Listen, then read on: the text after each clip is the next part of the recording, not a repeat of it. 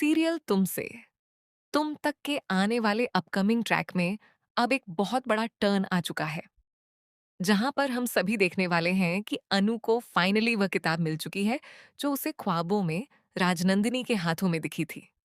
यानी जिस किताब का नाम है तुमसे तुम तक।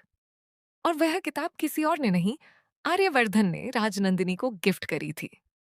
और वो किताब जैसे ही अनु को मिलती है, वैसे ही वो पढ़ने वाली होती है। और तुरंत ही हमारे यशवर्धन की आवाज आ जाती है, जिसे ऐसा लगता है जैसे वो गिर गया है और उसे लग गई है। और अनु दौड़ी दौड़ी चली जाती है। पीछे पीछे से एक आदमी आता है और वह सब देख लेता है कि आखिरकार क्या है, और किताब को छुपा लेता है। लेकिन यहाँ पे अनु जैसे ही उस रूम में वापस आती है, वह देखती है कि किताब गायब है। अब अनु आर्यवर्धन को बताती है कि आर्यवर्धन, मुझे सपनों में एक औरत दिखती है और वह इधर ही घर में रहती है और यह किताब के बारे में जिक्र कर रही थी। और वह किताब मुझे आज ही अपने घर में मिली, जिस किताब का नाम है तुमसे तुम तक। आर्यवर्धन सकपका जाता है और हैरान रह जाता है कि किस किताब के बारे में बात की जा रही। और जैसे ही आर्य को यह बात पता पड़ती है, आर्य उस किताब को वहां से हटा लेता है ताकि अनु राजनंदिनी तक ना पहुंच पाए। और आर्यवर्धन हैरान रह जाता है कि राजनंदिनी अनु को हिंट्स दे रही है उस तक पहुंचने के। अब यह बात बहुत ही ज्यादा गंभीर और नेक्स्ट लेवल होती चली जा रही है। आर्यवर्धन बहुत परेशान और टेंशन में आ चुका है। और यह बात अब वह छेंडे से जिक्र करने वाला है, और जिक्र के दौरान वह यही कहने वाला है कि मुझे बहुत टेंशन हो चुका है कि आखिरकार अनु इतनी ज्यादा परेशान है। लेकिन दोस्तों, अब जरा एक गहरी सांस लीजिए और सोचिए, क्योंकि यहां से ये कहानी सिर्फ एक सीरियल का ट्रैक नहीं रह जाती। ये बन जाती है जन्मों के रहस्य की दास्तां। एक तरफ अनु है, जिसे नहीं पता कि वो कोई आम लड़की नहीं, बल्कि खुद राजनंदिनी का पुनर्जन्म है। उसकी रूह के किसी कोने में वो सारी यादें दबी हैं जो उसे बार बार ख्वाबों में खींच रही हैं। उसने आज तक राजनंदिनी को नहीं देखा, लेकिन फिर भी वो उसे पहचानती है, उसकी आवाज सुनती है, उसके इशारे समझती है। ये कोई जादू नहीं, बल्कि एक अटूट रिश्ता है जो मौत के बाद भी नहीं टूटा। और दूसरी तरफ आर्यवर्धन है, एक ऐसा इंसान जो सच को दफन कर चुका है, लेकिन वो सच अब कब्र से बाहर आकर उसके हर कदम पर दस्तक दे रहा है। जिस किताब को उसने कभी राजनंदिनी को मोहब्बत से दिया था, वो आज उसकी सबसे बड़ी दुश्मन बन चुकी है।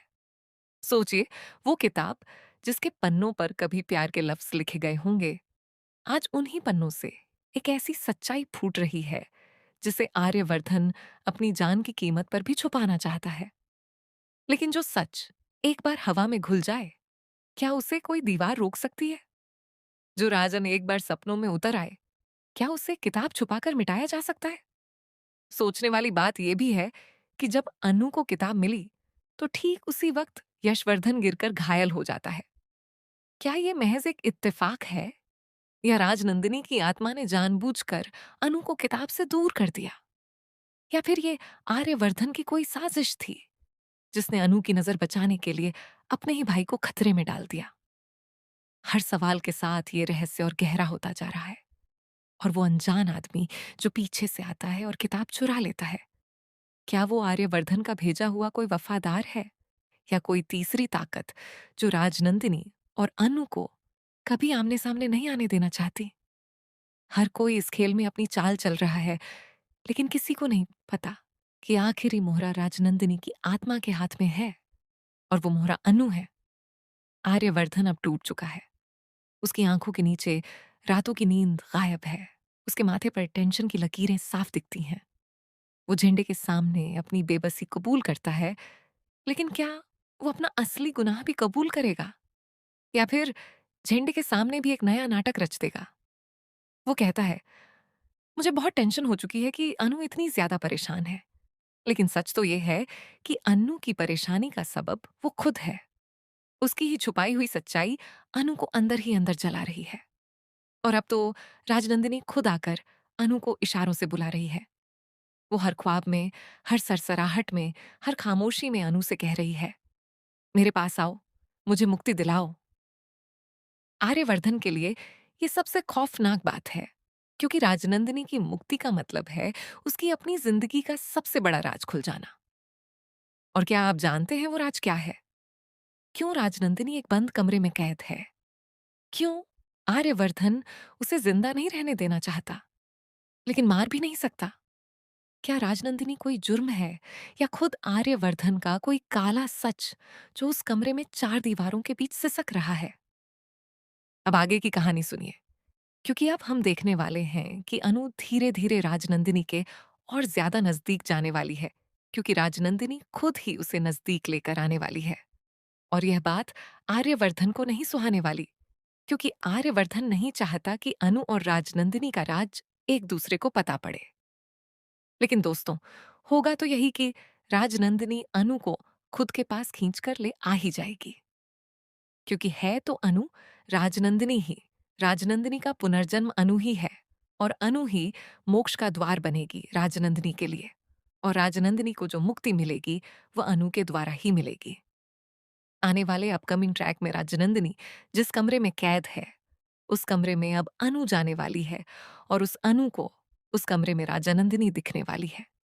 ये एक ऐतिहासिक सीन होने वाला है। लेकिन उससे पहले आर्यवर्धन और अनु दोनों ही जाने वाले हैं एक हनीमून ट्रिप पे। और दोस्तों, यही वो मोड़ है जहां पूरी कहानी का रुख पलटने वाला है। एक तरफ तो अनु अपनी जिंदगी की सबसे खूबसूरत यात्रा पर निकलने वाली है, अपने पति के साथ हनीमून, नई जगहें, नई खुशबू, प्यार के वो लम्हे जो हर लड़की का सपना होते हैं।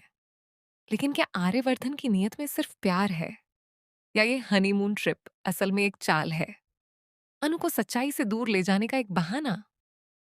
आर्यवर्धन शायद ये सोच रहा है कि अगर अनु कुछ दिनों के लिए इस घर से दूर चली जाए, तो शायद राजनंदिनी के वो ख्वाब आने बंद हो जाए, वो आवाजें खामोश हो जाएं, और अनु उस किताब को भूल जाए। लेकिन दोस्तों, रूह के रिश्ते दूरियों से नहीं मिटते। क्या आपने कभी सोचा है कि उस हनीमून ट्रिप के दौरान किसी सुहानी रात में जब अनु सो रही होगी, तब उसे एक और ख्वाब आएगा, और उस ख्वाब में राजनंदिनी एक बार फिर उसे बुलाएगी? शायद इस बार वो इशारा नहीं, बल्कि सीधा आदेश होगा, लौट आओ, क्योंकि मेरी मुक्ति का समय आ गया है। क्या तब आर्यवर्धन अनु को रोक पाएगा, या फिर अनु का दिल उसे वापस उसी घर की तरफ खींच लाएगा जहां उसकी पिछली जिंदगी उसका इंतजार कर रही है? और जब ये दोनों वापस लौटेंगे, तो अनु का राजनंदिनी के कमरे की तरफ बढ़ना तय है। वो दरवाजा जो सालों से बंद है, जिसके पीछे हजारों राजकैद हैं, वो खुलने वाला है। और जब वो दरवाजा खुलेगा, तो अनु और राजनंदिनी आमने सामने होंगी। एक तरफ वो औरत जो न जाने कब से कैद है, और दूसरी तरफ उसका ही पुनर्जन्म, दो जिस्म एक जान। क्या अनु राजनंदिनी को देखते ही अपना अतीत पहचान लेगी? क्या उसकी सारी यादें एक साथ लौट आएंगी? और आर्यवर्धन, उस वक्त वो कहाँ होगा? क्या वो दरवाजा खुलने से रोकेगा, या अपने घुटनों के बल गिरकर माफी मांग लेगा? या फिर सच्चाई इतनी खौफनाक होगी कि खुद अनु भी उसे सहन नहीं कर पाएगी? ये सारे सवाल आपको आने वाले एपिसोड से बांधे रखेंगे। देखते रहिए तुमसे तुम तक, क्योंकि अब हर पल एक राज खोलेगा, हर सीन इतिहास रचेगा, और हर मोड़ आपको रुलाकर ही दम लेगा।